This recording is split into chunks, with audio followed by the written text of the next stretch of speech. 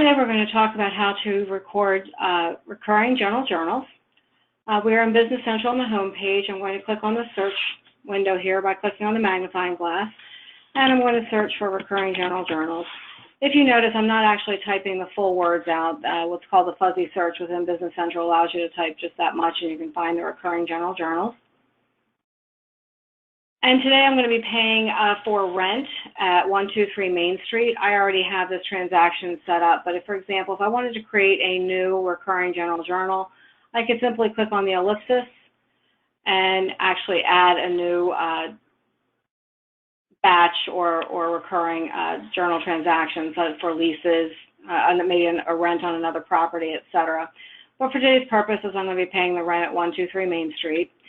It's a fixed monthly charge, and so I do have it at fixed. It's going to happen once a month. So every first of the month starting on July 1, so 1M starting 7/1. It's an invoice, and I'm actually dropping in the document number, which I said rent, but if you'll notice I have a %4 after that. So as these continue to get generated monthly, you don't want to have rent. You're not going to know exactly which month that was for. So what the %4 does is it allows you to drop in a dynamic value. So for example, that %4 would say rent July, and then next month it would say rent August and so forth. But you can see that there's, rent number 1 for the current day number, week number, etc. But for today's purposes, we just want to leave it at rent July. Go back to my journal transaction.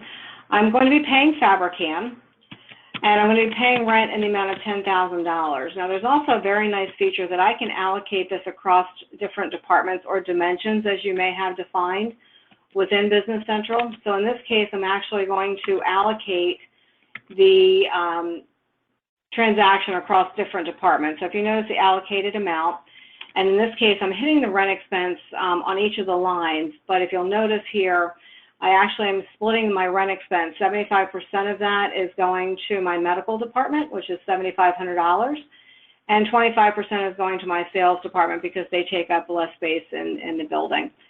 So in this case, once I've have the allocation set, I can simply hit post, and my July transaction will be then posted. And then once August comes around, you will just go back in here. You will open this back up. So if I go back into my recurring general journal now, assuming that this was for August,